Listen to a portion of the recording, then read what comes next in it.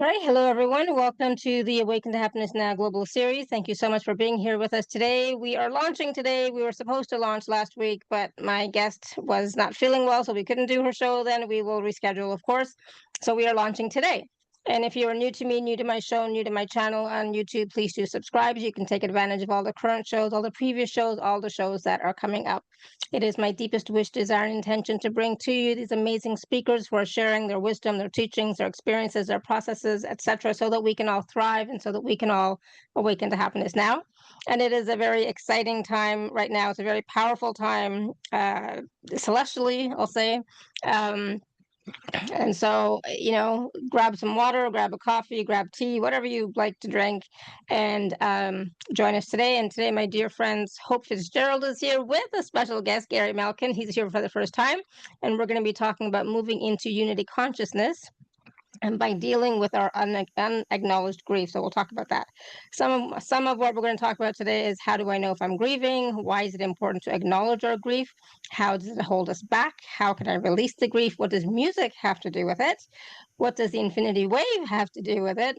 What is the chrysalis process? And what can I expect to feel once I've gone through it? So all that and more. And I can tell you right now, I already have a lot of questions coming up in my head. But if you do have questions as well, you can type them in the chat or you can raise your hand and we will get those questions answered. So for those of you who may not know, Hope has been with us many times. I'm just going to tell you a little bit about her. She has been passionately sharing the infinity wave, a 10th wave dimensional tool revealed to her in a series of visions to accelerate personal and global spiritual evolution, leading to more joy and freedom even during tumultuous times. And her recent best-selling book, The Infinity Wave, Mastering the Art of Love, Compassion, and Flow, describes the wave's outstanding arrival and the ensuing lessons it brought. And of course, today we also have Gary Malkin here with us. This is the first time. So he is an Emmy Award-winning composer, producer, performer, public speaker, and music and wellness consultant dedicated to harnessing music's capacity to cultivate multidimensional coherence, especially during the most challenging transitions of our lives. Gary is committed to creating innovative ways in which music, the universal language of humanity, can help us awaken our best selves through deep listening, immersive media, and heart-centered mindfulness practices. So we will talk to both of them and have them share a little bit more about their journey and most specifically about how to move into unity consciousness. So everyone, please join me in welcoming Hope and Gary to the show. Welcome, welcome. Yay! Hello. Good to be here. So glad you're here, and welcome, Gary. It's your first time here with us. So Hope, before we get started with the whole thing, Gary, if you can just share a little bit about your journey with us, because it is the first time you're here on our show. Yes, as someone that grew up, started playing piano the moment I saw one. At 5 years old, my mother found me playing the piano at a friend's house. Obviously, I've carried over some gifts from a previous lifetime that really created an opportunity for me to be saved from a loving but very dysfunctional family. And so it's an interesting thing when you're a child and you notice that you use the music as a young child to soothe yourself, but realize that the moment you started playing piano and everybody was fighting in the house, that everybody got soothed. And I sort of like went, oh, that's interesting. So I have had this gift of being able to use music as a way to provide a deep regulator that allowed me to stay, allowed me to have access to my emotional experience in a way that as a boy, most boys are taught to not feel. Right? Be a man, man up, et cetera, et cetera. So that was hard as a child, but in the long run, it's really served me because I often say the things that are my most significant passion is transparency and authenticity and emotional and a wide emotional range, right?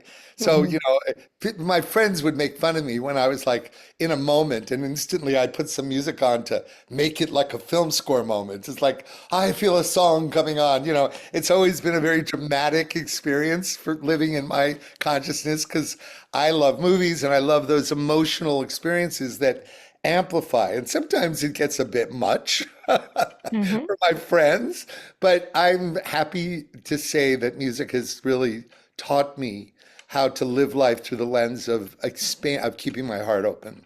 And Yeah. now it turns out to be something really handy because ironically, our emotional range and our ability to truly feel, it turns out to be one of the most important things we need today, which is available to our ability to be vulnerable, authentic, and transparent, turns out to be the ultimate experience of courage during these crazy times. And we'll talk more about that later. So that's just, I've never said that particular sentence or paragraph that I just said before, but that's what I'm glad it's recorded. So felt I'm glad it's compelled recorded. to So you know, say now. Yeah. I love that. And I just have to say too, like it's not just men that we're told that you can't express your emotions. In some cultures we have the same thing. You're not supposed to share anything, tell anything, feel anything. You're just supposed to suck it up and get through it, kind of thing, right? Well, So and a lot of us, go ahead, sorry, no, go no, ahead. please, please. So a lot of us have, myself included, I'll be honest, have held in so much pain, sorrow, trauma, grief, because we didn't have the avenue to express it in a healthy way. Um, so through music, sometimes I find, like for me, I listen to Hindi music a lot because I'm Indian, right? And Hindi music and Hindi movies are very emotional. So it's sometimes it's great because it helps us to release some of those emotions, right? Because I'll be crying in a movie or listening to a Hindi song and crying because of the emotions of the song, but it's also helping to release some of my own emotions that I had been holding in. Does that make Yeah. sense? Yeah. Yes. Well, and by the way, just so you know, because it got complicated, the kind of power I intuitively felt I was subliminally aware of is that I would play music and everything would change is dangerous to give to a child. And so Mhm. it informs why at 18, when I heard Indian classical music by Ali Akbar Khan, one of the greatest Indian classical musicians in the world at the time in 1971 is when I heard it, 72. I left Western music entirely just to go into for 3 years studying raga. So Oh, Shefali, okay. that you don't know this, but it was what it was two things. It was a time when I recognized that I had been incarnated in India 1,000 times more than anywhere else, number one, because I spoke to my soul, the ancient raga system, but also it psychologically relieved me from the narcissism that came from being told I was a prodigy, right? And I devoid myself of everything Western music for 3 years. It's like 15 hours a day, where I got that it wasn't just Western music and all that attention I got, it was the resonance of profound frequencies itself that my soul recognized as the age of 18. So that's when I really became more purified in terms of understanding. Music wasn't a vehicle to be the center of attention anymore.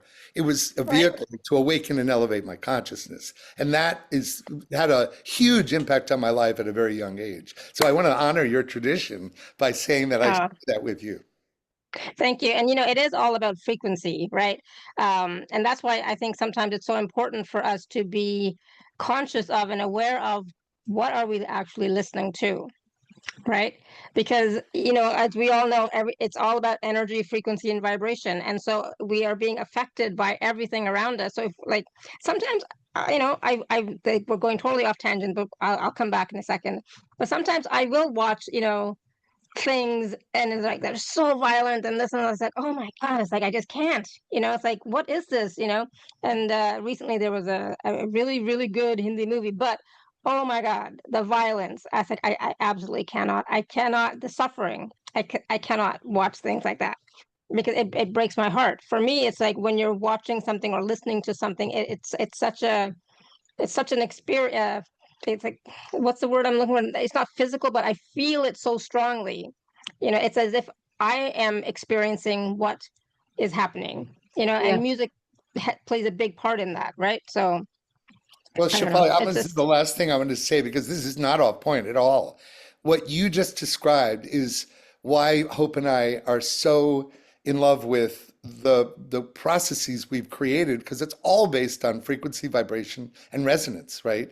And so the violence has a certain frequency that we intuitively know isn't helpful to us. But when you see cymatic experiences, cymatics, the science of music made visible, right? The science of sound made visible. Well, we are biocymatic machines. We're our bodies, right? So violence has a certain frequency, like Power versus Force, that famous Dawson book. So yeah, I don't think that's off point at all. I think it's exactly what we're exploring, and how to access people's denied feelings has very much to do with this subject. So Hope, maybe. Thank Yeah, you, well, Hope. no, Welcome to the that's show. good. That's good stuff. Th- Thank you. Yeah. And thank you for introducing me to Gary, first Oh, of all. I'm happy to do that. It's not often I get to invite him to people, because he invites me to everybody, but I'm happy to be able to make this connection. And to your audience, because your audience is so lovely, and I've really enjoyed being with them over the years. But I want to just talk about the cymatics just a little bit here, because this is part of how I think the infinity wave works as well.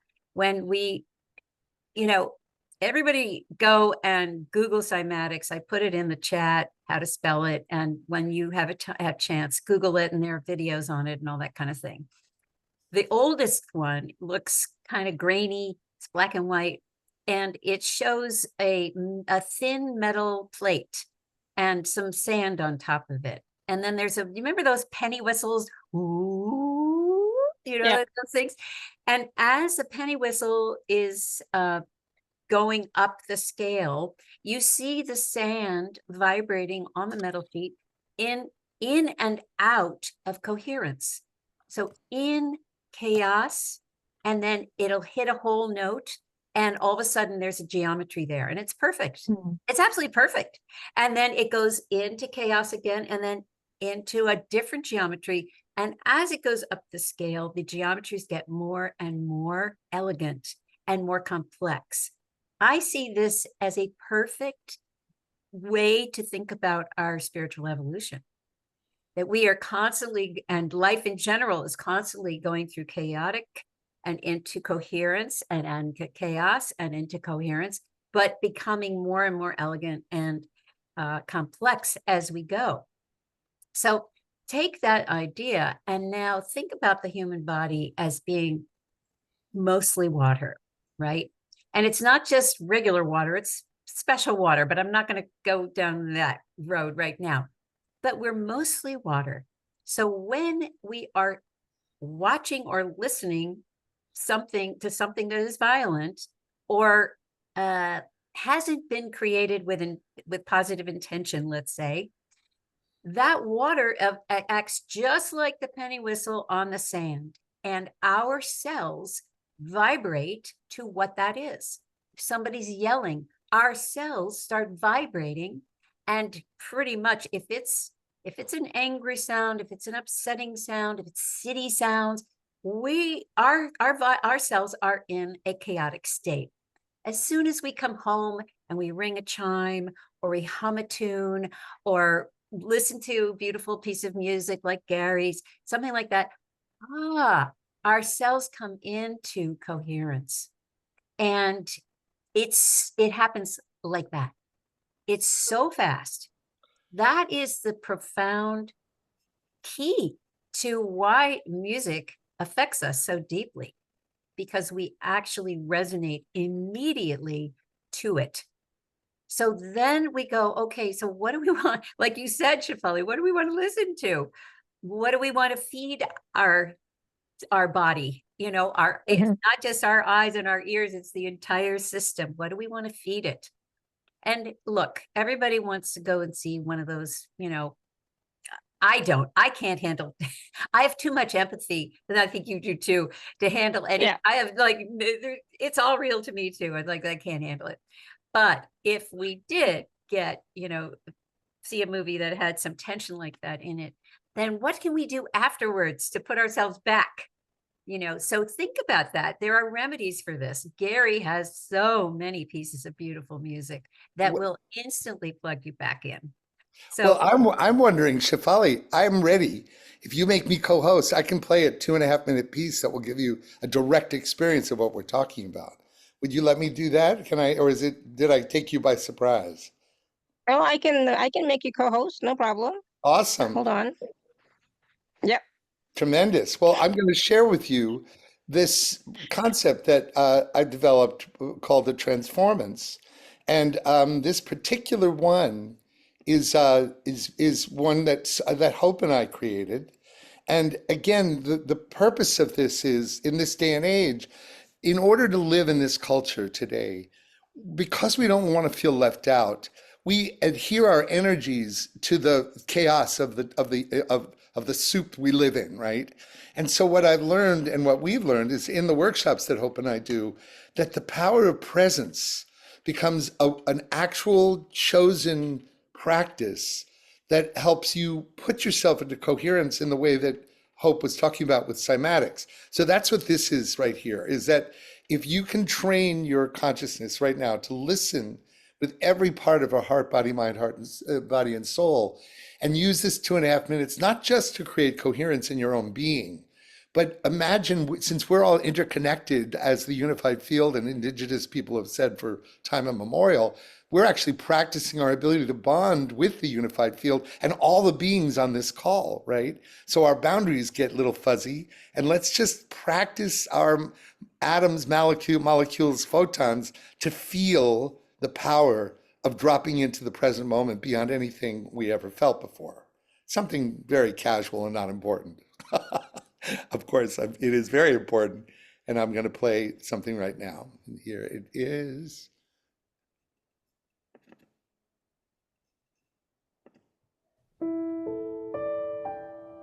Just close your eyes and use this opportunity after it's done to be in 30, 20, 15 seconds of silence together and feel the quality of that silence.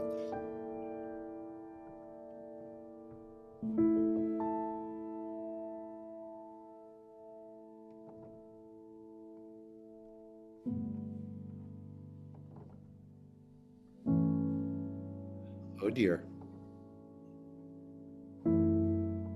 Sorry. I'm just going to do that. Had no copy to it. So here's another one. That's still the problem. Okay. I thought I had it. Make sure you share the sound. Yeah, hold on. Yeah, let's So, change things. yeah, so hold on 1 second. Sorry, guys. I thought I had it, but I didn't. And I had the instrumental version up, which happens very rarely. So please forgive me, you guys. Ah, great moment to just breathe for a second, at least for me. Here we go. Here we go. There we go.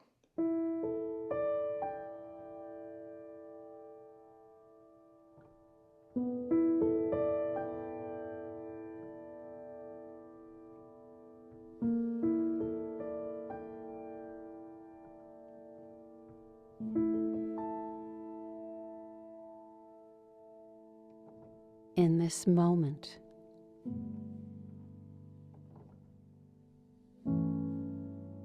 we still ourselves.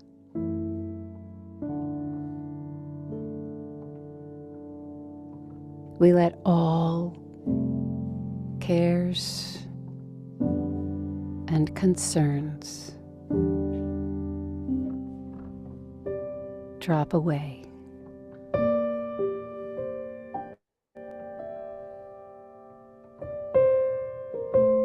We move into the core of our beings.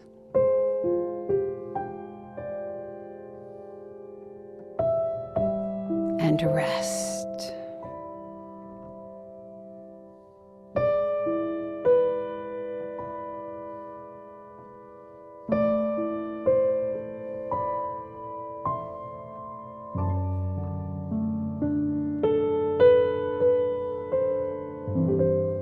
Let us take a collective breath.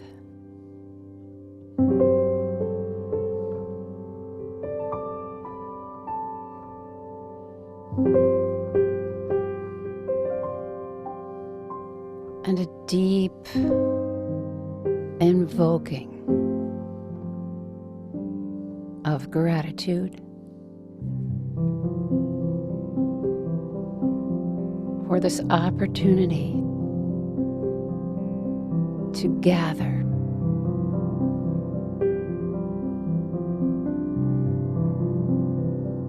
to become as one.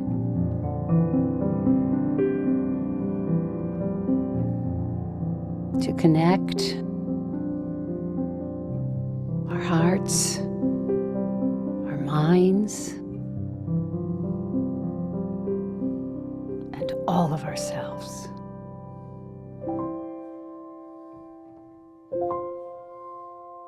In this one precious moment.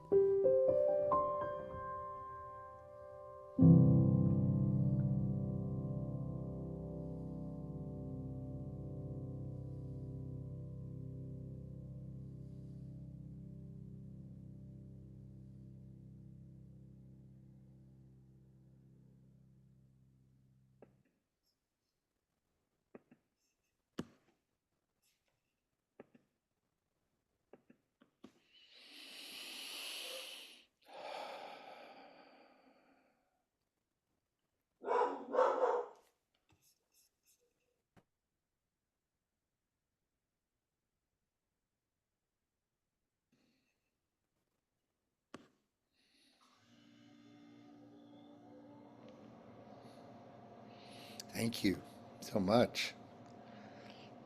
Did those of you in the audience or in the room together, did you notice a difference in the quality of the spaciousness we are all co-creating together after that, right? There's a different geometric shape in the unified field that we co-create together as a result of all of us aligning in that one precious moment. And I'm fascinated by whatever that is. And that's what Hope and I teach in our workshops, the power of presence. Yeah, it was beautiful. It was like we were grounded, we were present, we were here. And that, the power of presence is the thing that we are all uh, looking to experience and hold, for longer periods of time. Right? Beautiful. I loved it. Thank you.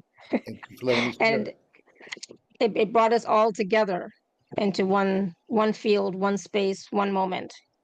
So that now that we can have this conversation, it's a heavy conversation, I agree, about grief, but it's a conversation that needs to be had. And grief, I just want to ask before we get started, is grief is not just about um someone's physical passing or transition. It's also grief of so many. Like I know I was grieving this year and last year and maybe for longer as well, grieving the life that was no more, right? Or expectations, or just so many different things. It's not just the physical presence of a person or our pets, kind of thing, right?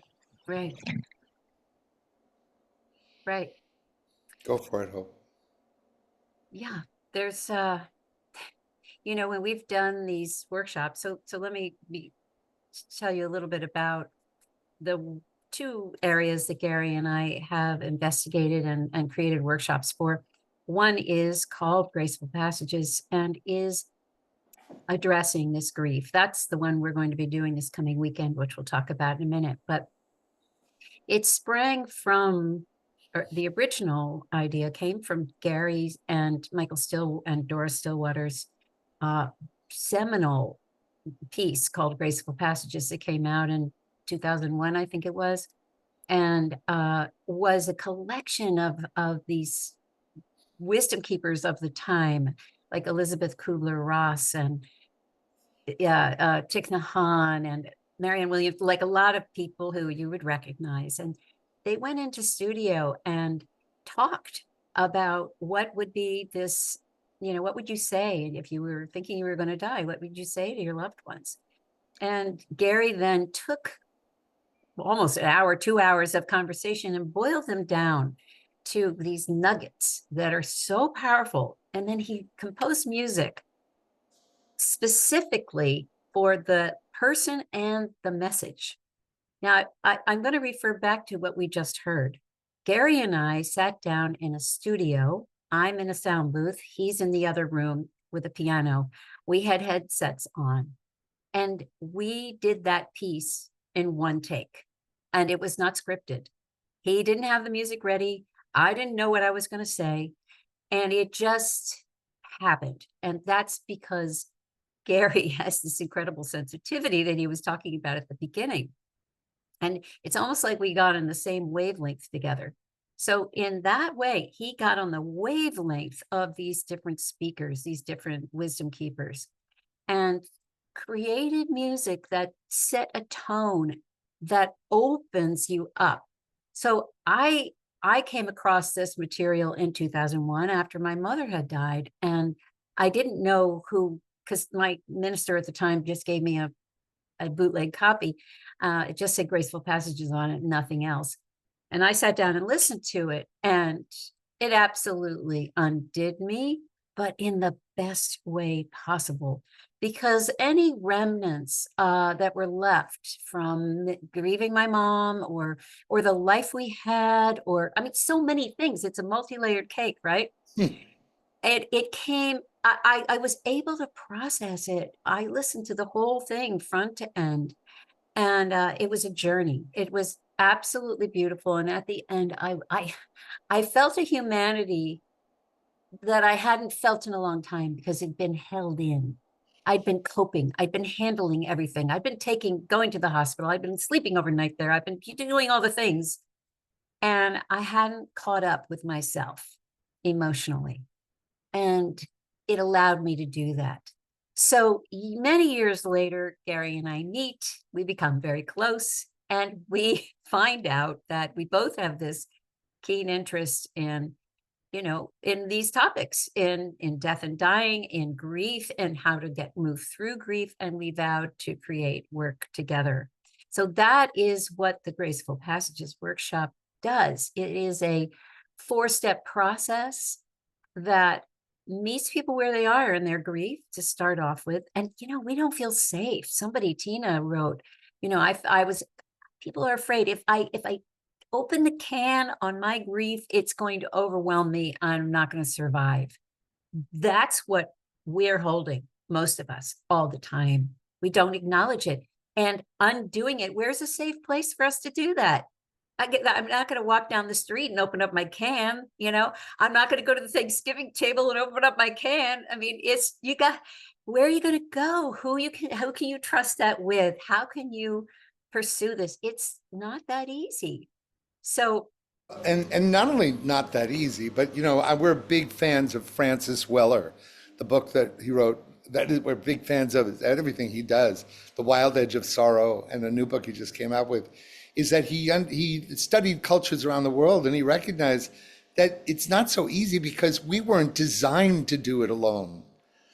This is a tribal, collective experience that was designed for us to recognize that we need each other, right? And so one of the big purposes behind the big event we're doing at Grace Cathedral and globally broadcast this Saturday, although the day-long workshop won't be broadcast, but the concert will, is based on the fact that the great dignity and nobility of the human species, the thing that separates us from all other species, is our consciousness and our ability to be self-aware, right? And one of the things that we recognized was people are expressing the nobility of the human capacity and spirit every day all over the world, most normally in First Nations, developed civilized cultures. I think Gandhi said, what do you think about civilization? Gandhi said, I think it'd be a very good idea. But bottom line is, we are not taught how to allow ourselves to experience that. But where it happens is that most people, when they're in the presence of someone who's actually going through an end of life process or facing a terminal diagnosis or all of that, we're called to our best to deliver presence, empathy, compassion, gratitude, forgiveness, awareness, sensitivity, listening. These are all noble human traits, right? And what happens is the culture and the stimuli in the culture has worn people down, but the only time you really see it is at the bedside of hospice or in the hospital. Our goal on this upcoming event was in the day long, we open and reveal that the only truly working heart is a broken heart, and that what breaks us open makes us whole. And then, because every culture on the planet loves to celebrate, after we've opened ourselves, we celebrate because grief is the great catalyst of one of the highest expressions of vibrational frequency on the planet for human beings, which is gratitude for the preciousness of life. So we brought the grief into the day long so that we can carry that into the celebration. So it isn't just mindless, yay, hallelujah. We carry the work of grief work into the blessing of being together in our differences. And that's what We Rise as One is all about. And frankly, that's what our workshop for the Graceful Passages is all about. I love that. Thank you. And it is something that so many people are not really sure about, not really understanding, right? There's so much fear around death and dying, but for myself, like, it doesn't have to be fear based at all. It is just a moving on into a new experience. But the sadness, I suppose, comes from our loved ones, how our loved ones will feel once we've passed on. That I think is the hard part. That is what keeps me here still, is like my children, right? Otherwise, death is just it's just a doorway to another way of being, right? Yeah. Yeah. But again, grief, how do people know if they're grieving? Like, let's say it's not somebody who is who has passed on or is passing, but can you give us some examples of what somebody might be feeling to know that what they're going through is grief and not just I'm going crazy? Go for it, Hope. Which is something that we've all experienced, I'm sure. Well, one of the things that spurred us on to develop these workshops was what was happening during and even after COVID. The way life changed so dramatically, so quickly, and we really didn't have time to sort of catch up with it and realize how different things were now. And so one of the things that we noticed is people seemed a little frozen. They seemed a little not fully joyful, let's put it that way. I can tell you that I had this experience because my daughter is a musician, and before COVID, the shows were riotous and funny and dancing and singing along, and everybody was engaged. Afterwards, it was as if everybody was held in like this. And also the audiences were down to like a fifth. And everybody was so cautious and tight. And I was like, what is going on? We've gotten isolated. So one way that I think we could take our own temperature on whether we're grieving, and it could be just grieving about the changes that have been happening. Wait, life doesn't look the way it used to look. What's going on? And I'm confused, and I'm worried, and I'm angry, and I'm sad about it. So we would tend to isolate. We would tend to not go out. We would tend to do the things that make us feel comfortable, put on our fuzzy slippers, have hot chocolate, and watch another movie. Instead of engaging right out in the world again and connecting with human beings again and not a screen. But what I think it really also did, because one of the core beliefs that Hope and I teach, which is not for the faint of heart, I might say, is the belief and the firm faith that life happens for us, not to us.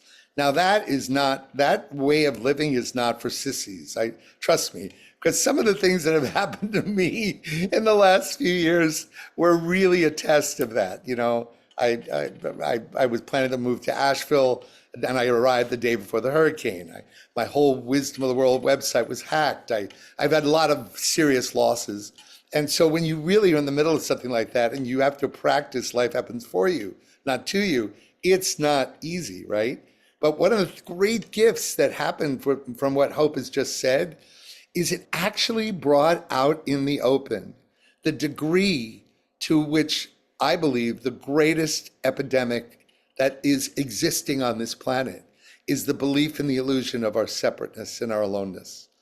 It outed it, and it made it so obvious that everybody was feeling a lack of belief in the interconnectedness of all things. And it made it really out there in the open that people were really lonely already.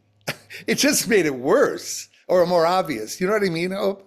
I don't think I've ever said that quite like that, but the gift it gave us and it's similar also to what's happened around our country, not to move politically, but just to say that the karma that we have as a country with regards to the Native Americans and the slavery and all the things that we built our country on, it's being flushed open to the surface now. And we're all having to face, no surprise, the costs of what the Great American Experiment has required. And it's flushing it all out, right? Right now, it's making it very obvious. And that Desmond Tutu has became a friend in these latter years. I've had a number of experiences with him. And I'll never forget, he said, wounds only heal from the inside out. So what you have to do is clean the wound, expose it to the air and the sunlight, and allow it to heal from the inside out. Otherwise, it will never heal. And we're all experiencing the great wound that we all are a part of, right? And so how can we do this? We do this collectively. We do this with love and compassion and empathy. We do this with music to soften us and open our hearts, right? So some other ways that you might find that if you're noticing that you're not engaging with activities that used to bring you pleasure, if you find you're not moving your body around very much, that you're basically your life is getting smaller. These are indications that you might have some unacknowledged grief in there. And so, as I was saying, we in our 4-step process, we first deal with the grief and allow it to come up and out. We open up that wound. We say, look, here's a safe place. And it's an experiential thing that we do. It's a meditation. It's very potent. And then after that, it's interesting when things that have made us sad come up. A lot of times, what else comes up is, "Oh, I'm still a little upset about that." I have a little bit of resentment or anger, or whatever. So the next proper phase we find is to move into forgiveness. And we received a beautiful, beautiful practice from Mother Mary, actually, about forgiveness that taught me a lot and has been very, very useful.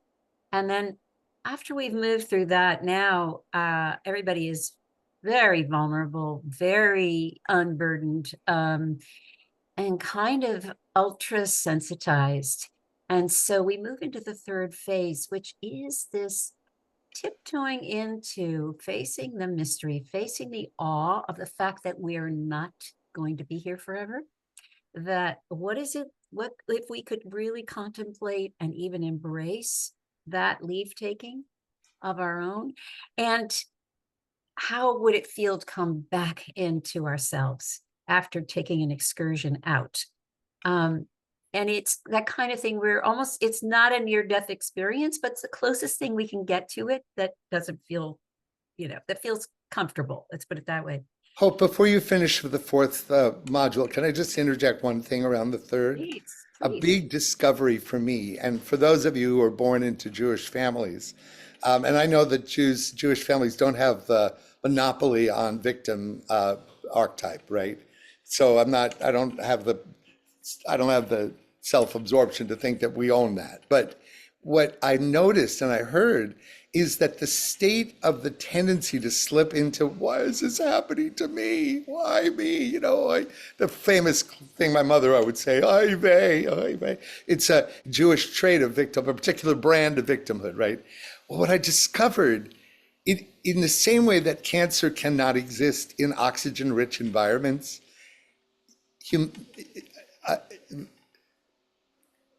victim cannot live in humility-rich environments. They just cannot coexist. And when I realized that at first, I went, wait, is that true? Oh my God, it is true. It really is true. And I thought, that's a fantastic, the moment I find myself falling into poor me in any way, shape, or form, and it comes in very many varieties. Trust me on that one. I'm an OG, what they call an original gangster, and I find myself going there often. And I just say, okay, well then, what about being grateful and humble? And then it just literally within minutes, breathing in humility and gratitude, it's gone. It's just gone. It can't exist. So it's a great tool. And by the way to get there, sing, tone, hum, be in nature, but mostly just, you are a musical blessing unit the moment you open your mouth. And then if you can't do that in public, then listen to music that regulates you into awe, into humility, into gratitude. You know, because that famous phrase, garbage in, garbage out, right? Got to be careful what we put in our heads and our hearts. Yeah, so then the last Oh, chapter of sorry, yes. Yeah. no, that's all right. The last chapter of our workshop is really emerging back into this gratitude and for life, for the life that we have. As dented up as it may be, it's still a precious, precious gift. And Gary pretty much handles that fourth section with all his music and a lot of singing, and people just, by then it's like you've just been reborn is how it feels, and it's absolutely beautiful. And we accomplish all that in just a few hours, 6 hours, something like that. It's quite a journey and it's beautiful. And so we're going to be doing that in Grace Cathedral on Saturday during the day, and then following Not in the Grace Cathedral, in a special room. Yeah, special room. There's a dining room that's next to it. Anyway, just to say that then the big event is that night where Gary was saying, we bring the people who have been in the workshop into the program that we're doing as a way to say, look, this is the grief work we did today, and the rest of it is music and poetry and beautiful spoken word by wisdom keepers and of all varieties. It's going to be an incredible event. So anybody who's in the North Bay, San Francisco, whatever, anybody who's around there, please consider coming. It's going to be unique. And we are partnering with the wonderful organization Pathways to Peace, who created the first International Day of Peace 41 years ago. And if you can believe this, in a vigil at Grace Cathedral, a 24-hour vigil.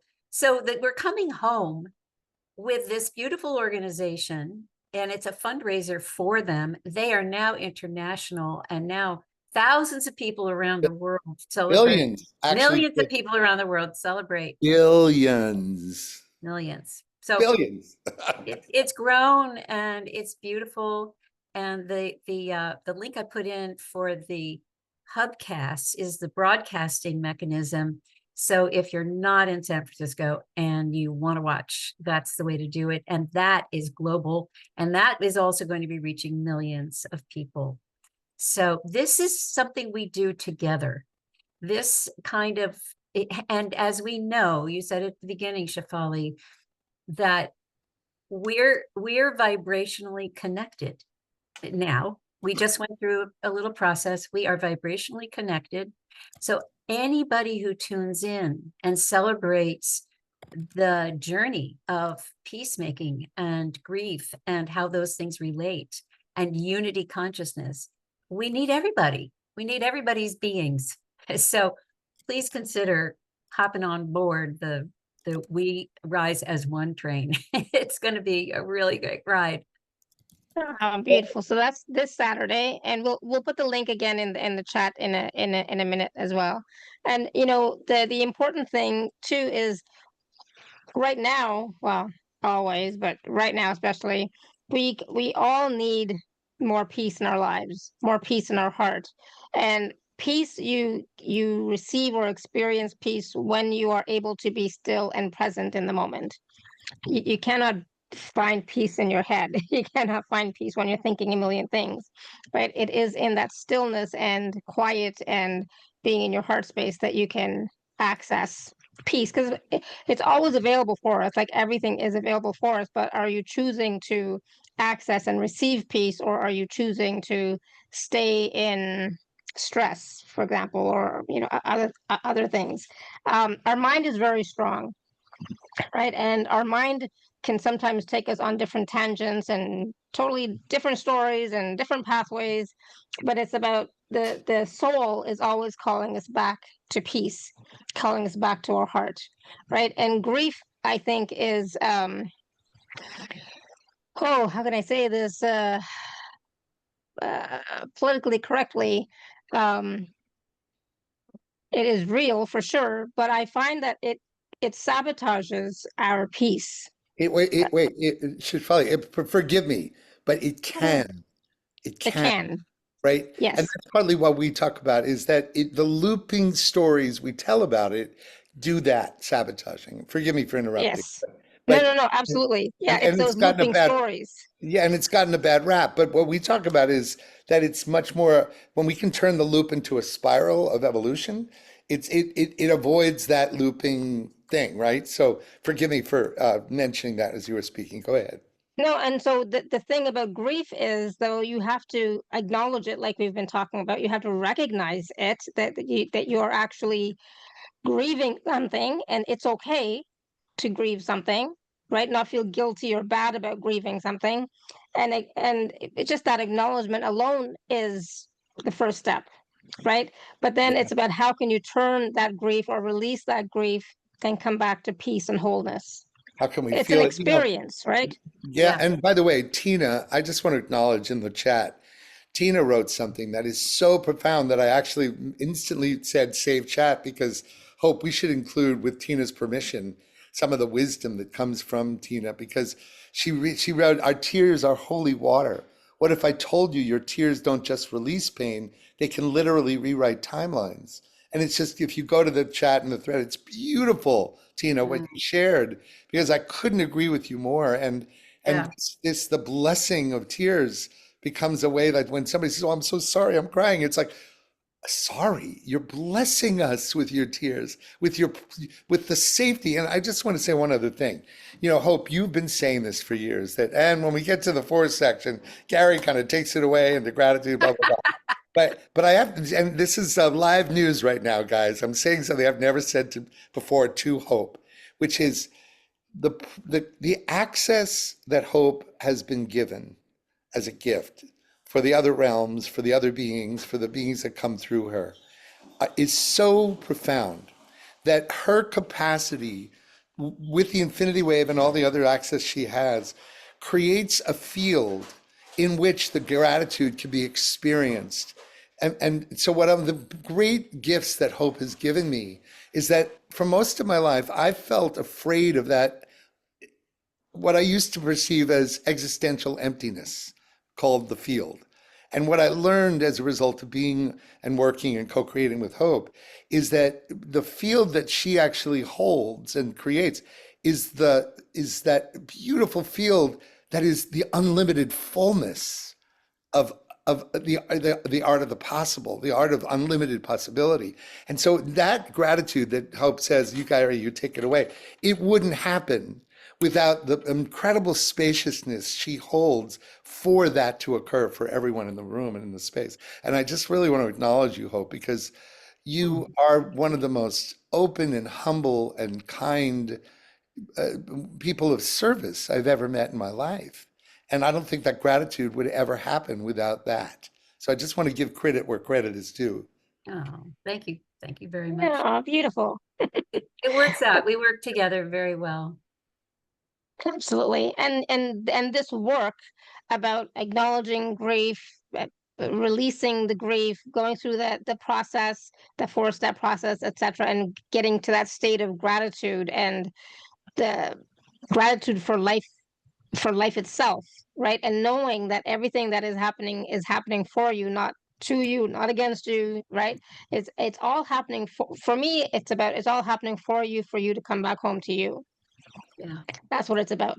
To know who you are, and even that grief is a teacher for you to. Yes. And I think Gary had put something in the chat earlier about, like, and I feel it is true. How much grief you hold is equivalent to the amount of love that you hold. Something Yeah. to that Yes. Well, degree, right? Queen Elizabeth said the price of grief is love. Yeah. So if you have loved, you're going to grieve. I don't want to make it all more philosophical, but it is true. If you didn't love something, you wouldn't feel sad that it no longer exists anymore, right? And the nature of life is change. So it's gonna change. Yes, It's gonna absolutely. change, and the more we can be out of resistance with that and in flow and in acceptance, even ahead of time, the more we have the guts to look at our own, demise, our own leave taking, what is that going to be like?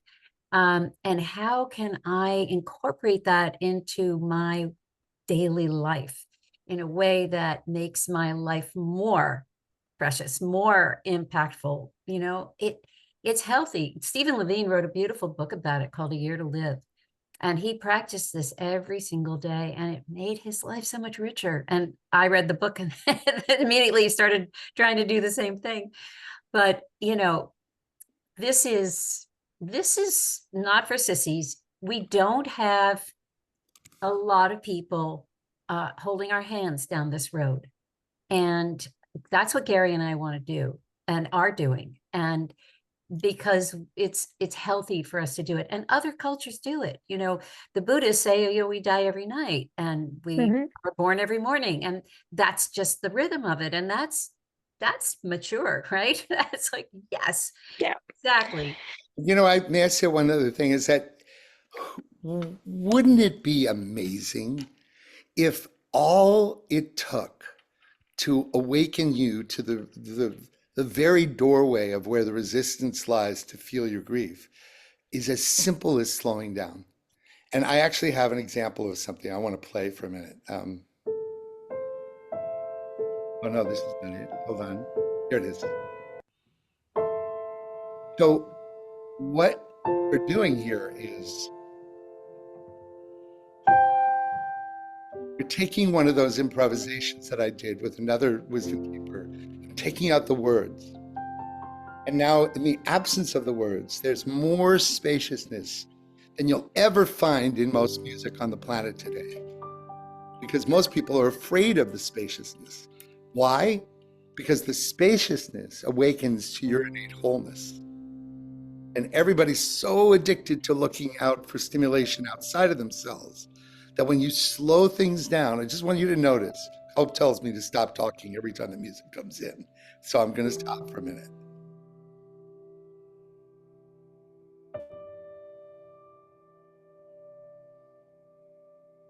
And if you're listening, you can't do a motor mouth thing like I fall into a lot. Suddenly, you're in partnership with something that's inviting us to slow down.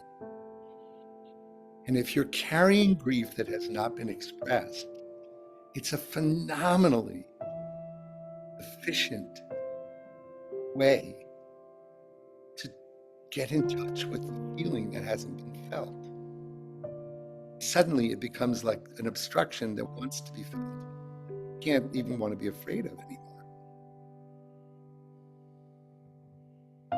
Even those moments, they're not pregnant pauses any longer.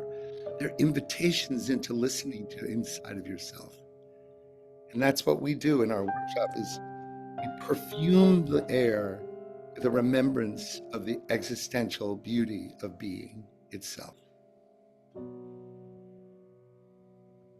And everyone knows what to do if they're mentally stable and their heart comes back online.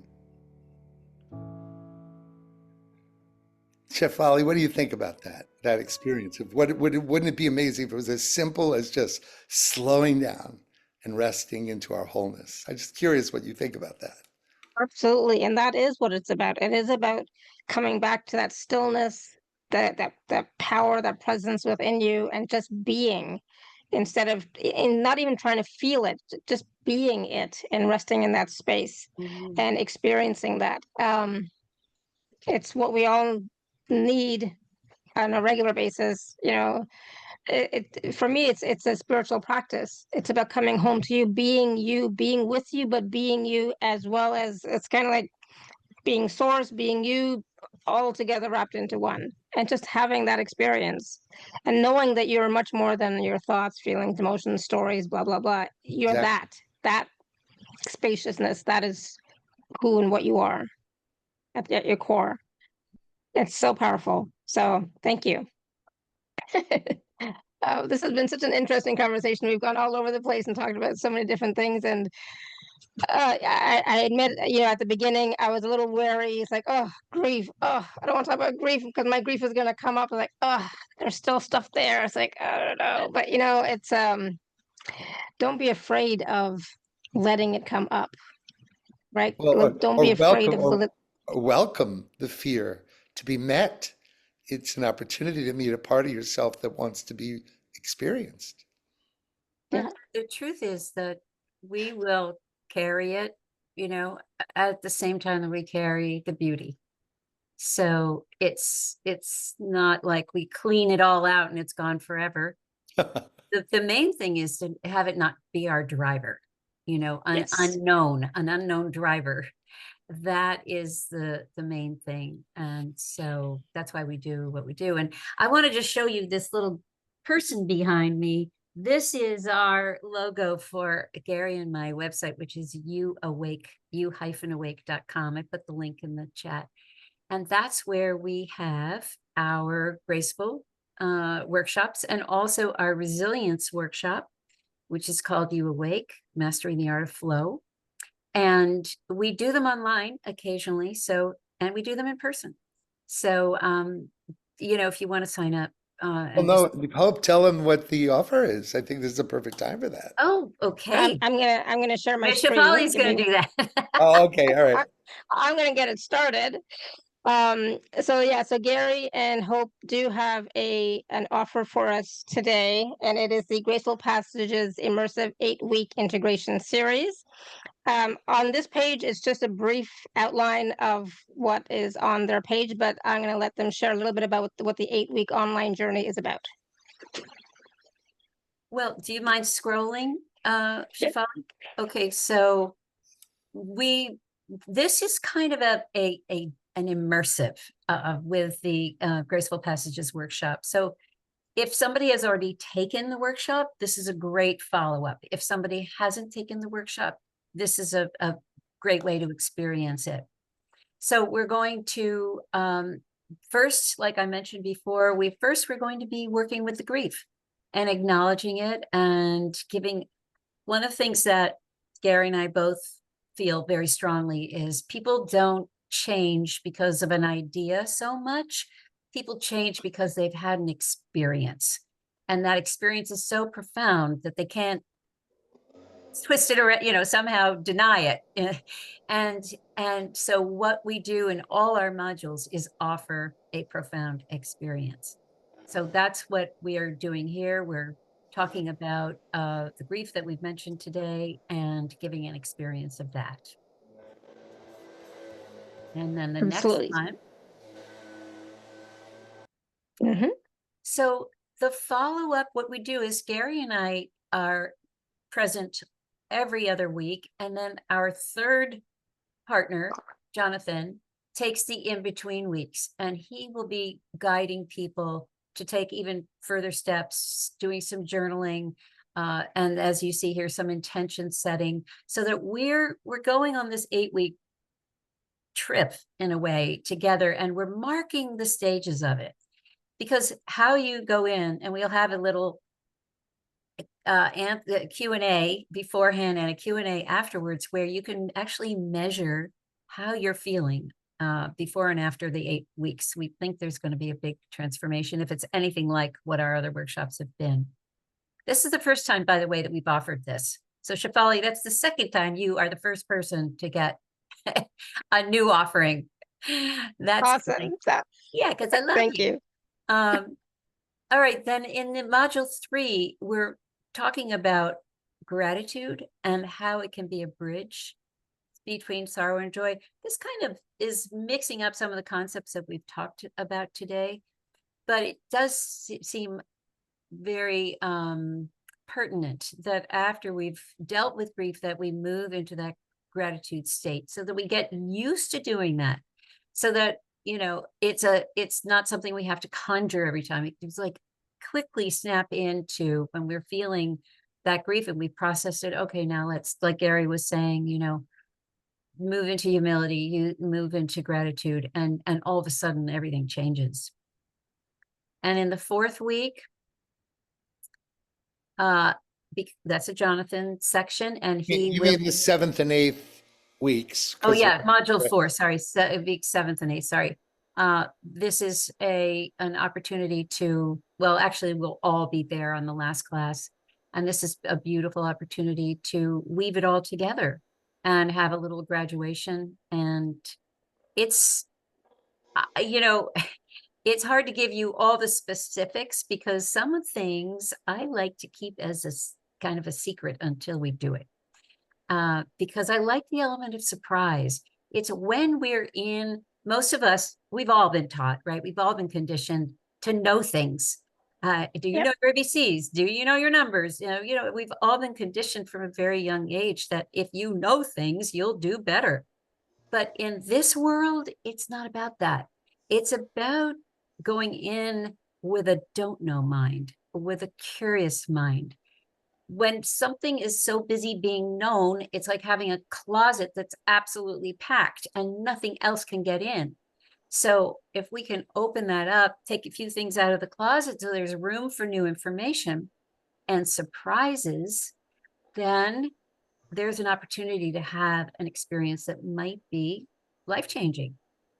And you know that experience of when Hope described what it was like to create these transformances in the studio, the ability to be in presence and to listen as a portal, as always like a flute, let the air to come through for both of us, it is actually a practice that has multiple rewards that keep on giving greater and greater capacity to be in a more deeper state of wholeness and coherence with yourself. It's like life is an improvisation and it's always about yes and the theater practice. Yes and, right? It's we're all building in the moment on present time awareness.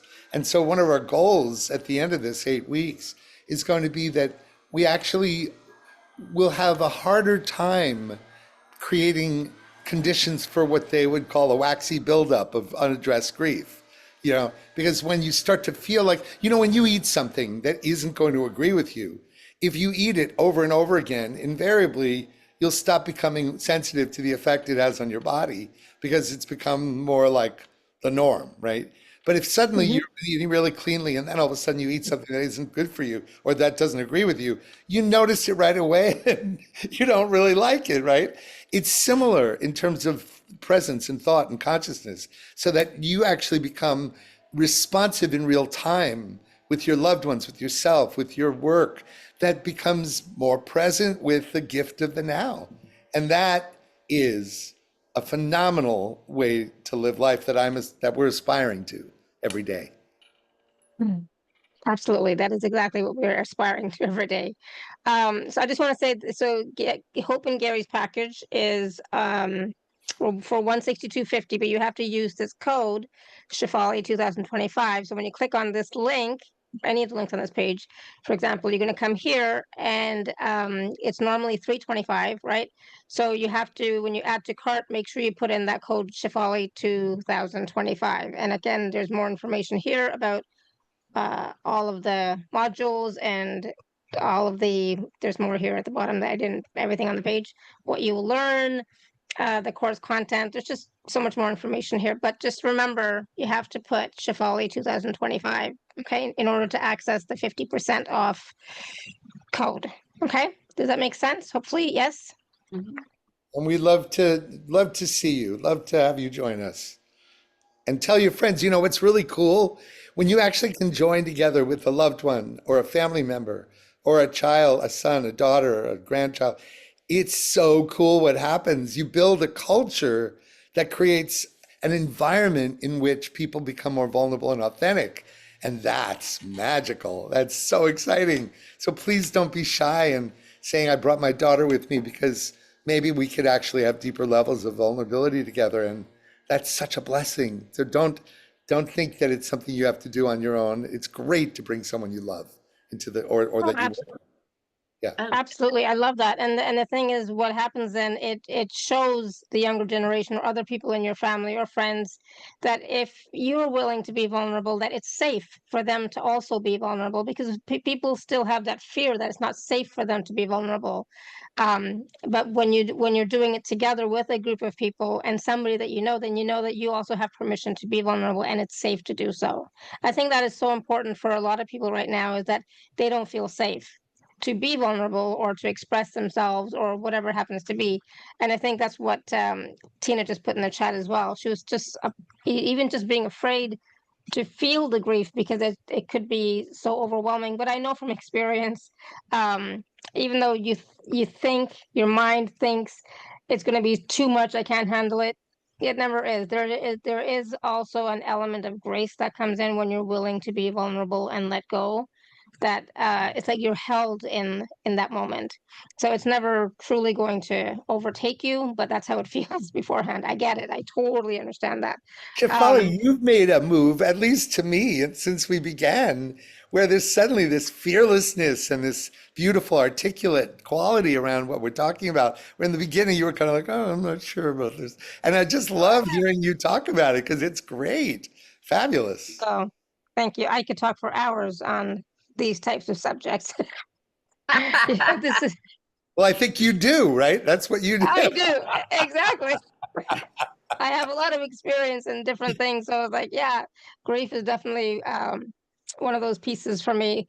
But and fear, right, and being judged for feeling grief or for not letting go of it soon enough or whatever, as if there's some time frame, right?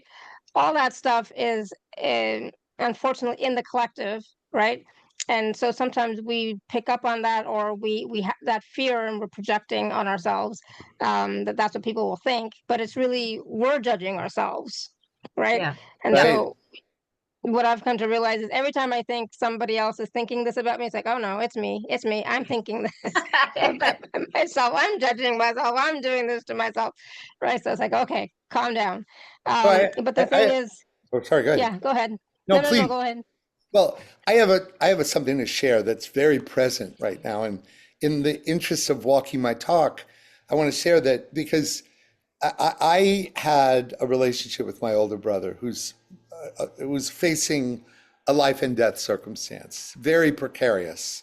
Just walking around with the heart condition he had might mean that he might leave us any second. And I have had when anyone would ask me for the last 30 years, do you have anybody that you have a problem with, that you have difficulty forgiving, you feel abused by, cruel, all of it? I always would think about my brother Steve because it's been the hardest relationship of my life. I felt unseen. I felt two-dimensionalized. I felt, you name it. It's been very painful. And undoubtedly, I'm sure he felt the same exact way. We just couldn't be kind and loving and supportive of each other. And something happened in early June where I was constantly asking the question, what could I do that could have some impact on letting him know that I love him? And I've tried 1,000 times, but I just didn't understand I don't know if you can hear the weed thing in the background. I'm sorry about that. But, Oh, we can't hear it. oh, good. It's all good. What could I do that would actually be perceived by him as a selfless act of truly wanting him to know I care about him, right? It makes me a little teary just thinking about it.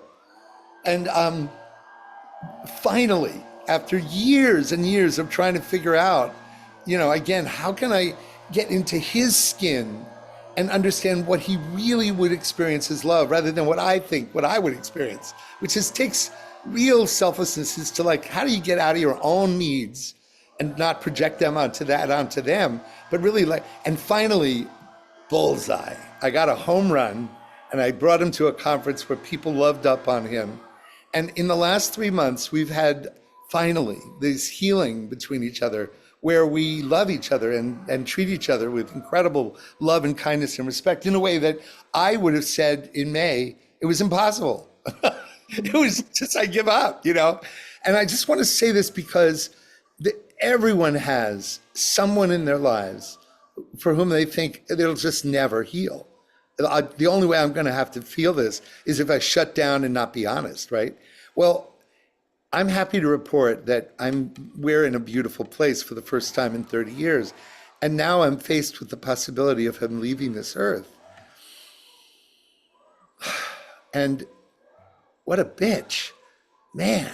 So what I want to say is, even at the bedside of someone that's dying, what Ira Byock, the famous hospice doctor, says is, even in the last 2 minutes, you have an opportunity to change your whole history with an opportunity to drop into kindness, forgiveness, and gratitude for a relationship. It's so mysterious how one moment it can completely change. And that's a miracle. And I just really wanted to say that to the people on this call that might have been like me, where it just wasn't conceivably. Hope knows this. I've been struggling with this for as long as we've known each other. And she knows what a miracle this is. So I just wanted to offer that as a little hope to people that might think there's someone in your life that's just unhealable. Even if they're not even in this world anymore, from the veil, it can be healed. Beautiful. I love that. And thank you. Hope, the essence of hope is also needed, when we are dealing with grief or life in general. Sometimes we need to have that hope to know that things will get better. It's okay. This relationship can be healed, or this circumstance can get better, or I will learn the lesson finally. There's hope for that as well, right? It's just interesting how this whole conversation around grief and grieving, and it also comes down to resilience as well, and presence, right? And loving yourself enough to work through that grief process, whatever you're going through, because it's not easy. Life is not easy, right? And when you're struggling, when you're challenged with stuff, and sometimes you do feel really, really alone, that nobody could possibly understand what you're feeling at all, and nobody really can. But I think there are people who can empathize, at least, right? So I think that support is so very necessary. And I'm gonna just like break down in a second, but I Shefali, you've touched on a couple of things that are so key. And, one of the things that the human condition, right, involves pain.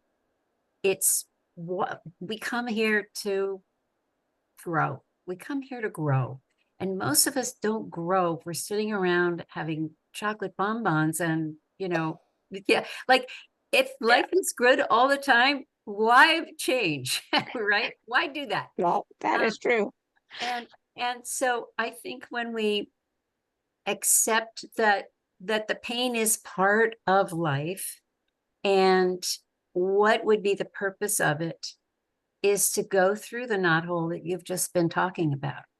It is to go through it, because we're going to come out, and I'm sure everybody on this call has had multiple opportunities to do this.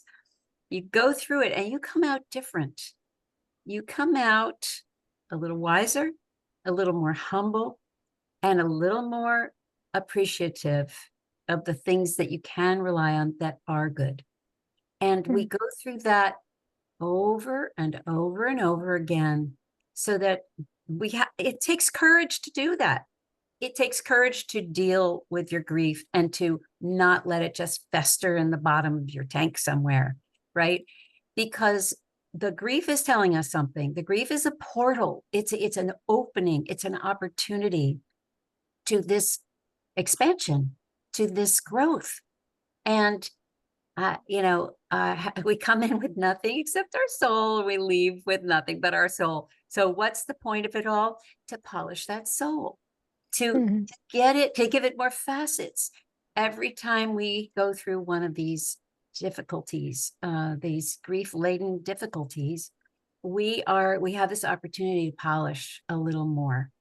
And so I find it useful to think in those terms because it has a purpose. It's not just something plopped on my head that I have to now, deal with and clean off. And no, it has a purpose in my soul's development. And that helps me.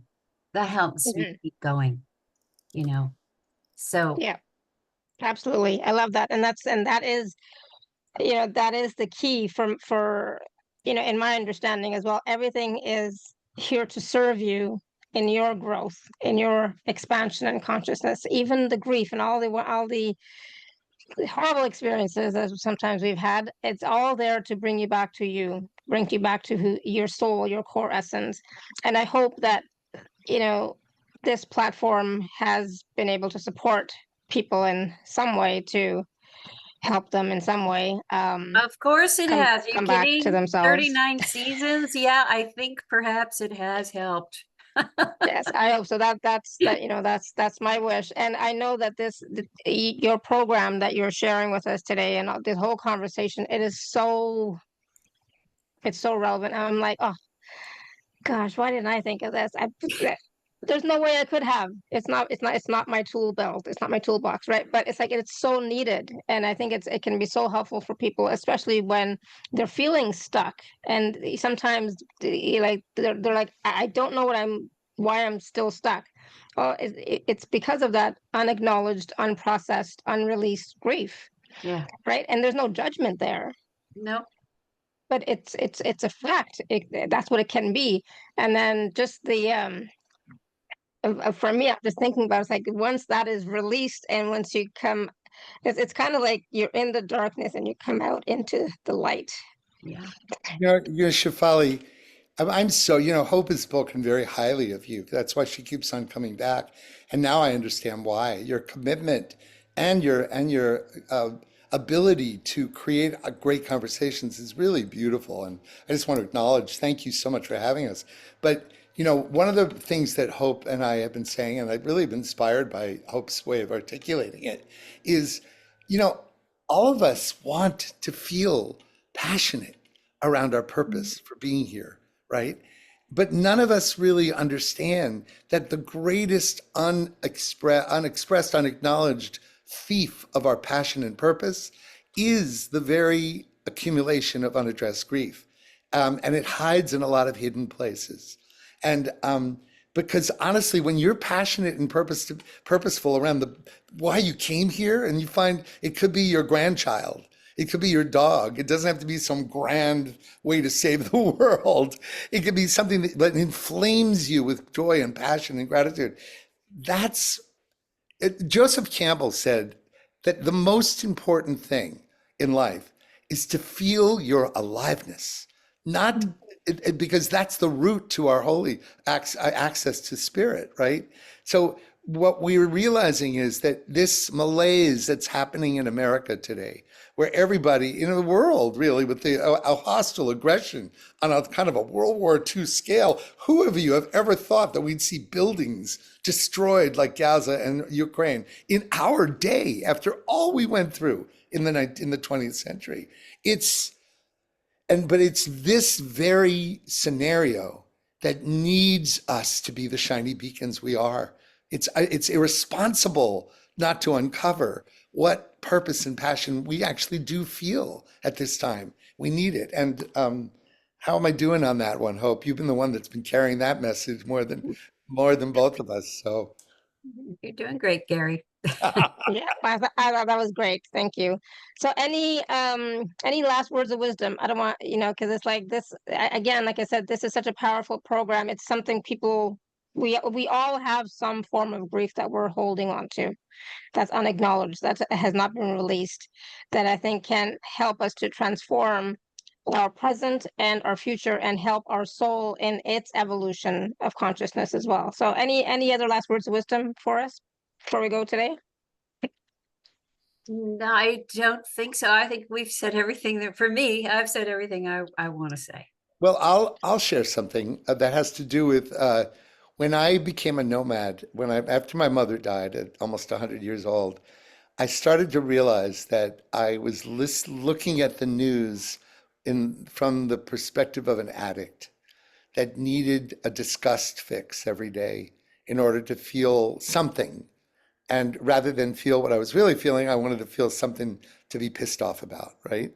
And what I want to just say is the great American pastime is to fill space because we feel alone, even if it means the news, right?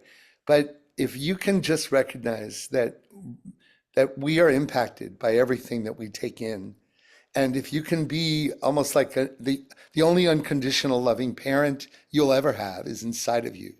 And so if you can monitor whether you're listening to the news as a drone in the background because you don't want to feel alone, take a deep breath and be a good parent to yourself and take yourself out on a walk or an artist date or just take a nap, whatever it is that can interrupt the tendency for the noise of the world to comfort the part of us that doesn't want to be alone. And just recognize that it all goes in there and the body keeps the score. It never lies. So that's what I want to say, is that I'm saying this because I've needed to learn this very, very, it's been one of the most powerful lessons for me in my life. And I hope it offers some support for you.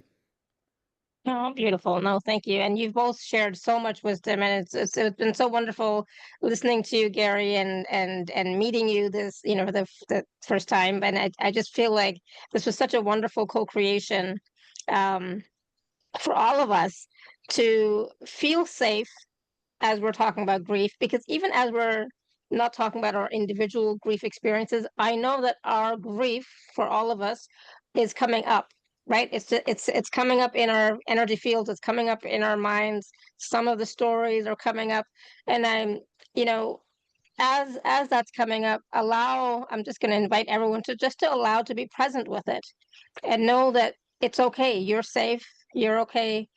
And you can continue to hold on to it, or you can try and release it a little bit at a time, or work with Gary and Hope in their program, which is going to give you it is immersive, but for me it feels like it's like a fast track. It's 8 weeks, yes, but I feel like so much is going to change within you and transform you from the beginning to the end of the 8 weeks. You're going to be a totally different person. So gift to yourself that treasure of transformation.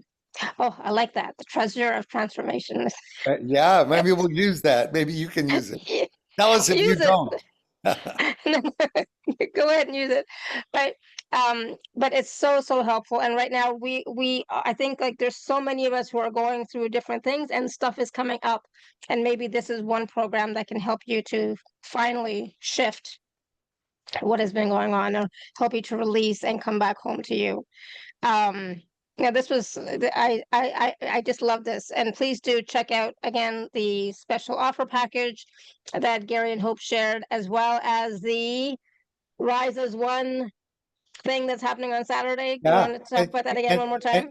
Well, We Rise as One is globalwisdomfoundation.org/ We Rise as One. But also, you guys, if you don't know about this, I rarely do this, but I put in the text or the chat the links to Graceful Passages on Spotify, which is everywhere, everything's streamed. And then the instrumental music, Unspeakable Grace to Graceful, is in the chat as well. But really, remember, that's a great alternative to what you could do when you tend to want to grab something that isn't necessarily as good for you.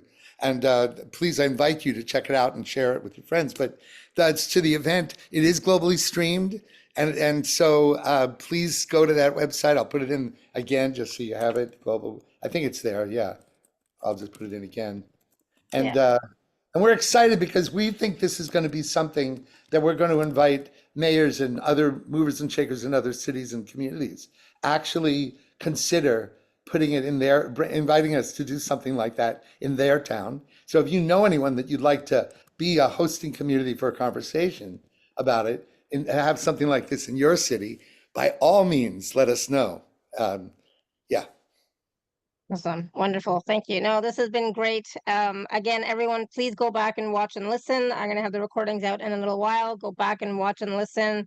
There was so much wisdom here today that, yeah, I know for myself a shift has taken place. If nothing else, there's been an understanding for myself from my soul that it's okay to feel the grief that you're still feeling. It's okay, right? And I think that alone is a really helpful to all of us, because I don't know about you, but I tend to judge myself. Why am I still grieving about this? Why can't I let this go? Blah, blah, blah, blah, blah. Right. But if you can just acknowledge that, it's okay. You're getting through it. It's a And gift to feel the grief. Yeah. Shefali, the course starts, I believe, on October 18th. Oh, okay, perfect. So there's So still time. Yeah, so there's time to register for that. But definitely don't miss Saturday, if you can. And of course, if you can work with Gary and Hope in the program, that'd be awesome. I think Randy has written in the chat a couple of times how much it has helped him and how it has worked wonders for him. So thank you for that, Randy. And Shefali, I Hope is so humble she doesn't do this. The Shift Network invited Hope to do a class on the Infinity Wave, and that is such an honor that they called her. And that you can still sign up for it. And Hope, would you be able to put that on the link? So Shift Network, just look for it. It's there. The Infinity Yeah. Wave course is happening right now, and people are still signing up for it. And honestly, my life has been impacted profoundly by her work, and the Infinity Wave has calmed me down in times when I thought nothing else could do it, and she has helped me. Remember that time in Asheville before the concert? Yeah, we've had some experiences where it's really done its hard work on me, and it's beautiful work. And I was supposed to promote the Shift Network, your appearance on that, Hope, but it was at that moment when I was going through like major stuff, and everything stopped. So I apologize. I was not able to no do it problem. Don't worry about it. No, because don't worry about it. it was just, yeah, really, really bad timing. So Thank you, Shefali, for this wonderful Yeah. introduction to you and your community. Hope, thank you for inviting me, honey. Yeah, I just felt like, oh gosh, this has to happen. So yeah, absolutely. I loved it too. And I'm sure my audience has loved this conversation, and when they watch on the replay as well, they're all gonna love it as well. So thank you, thank you, thank you. thank you. This again, I cannot say enough how important this program is, because obviously I'm feeling it, because it's like I still have grief. So it's like I know. So I wish you well on Saturday for sure. Thank you. And we'll be sending you blessings. And again, like I said, I'll have the recordings out shortly. Everyone check out the special offer page. But also, I wish I can put the link for the Saturday thing on the special offer page somewhere. I'll try and find it and put it on there, just so that, It's in the chat. So I don't know if you can yeah. say the chat. Yeah, of course. Yep. I will try and find it and put it on there as well. So wonderful. Thank you, thank you, thank you. And thank you, everybody, for being Thank you, here live everyone. with us. Thank you, all your comments and feedback in the chat has been wonderful to see, and for your contributions. Thank you, thank you, thank you. We'll be back on Thursday, same time, same place. So we'll see you then. So until next time, may you continue to be blessed with an abundance of joy, peace, love, happiness, prosperity, and radiant health. Sending you all so much love and blessings. Thank you so much, Gary and Hope. Thank you, thank you. Thanks, Thank you, folks. Holly. Bye-bye, everybody. Thank Bye, you. everyone. Thank you, thank you. All right.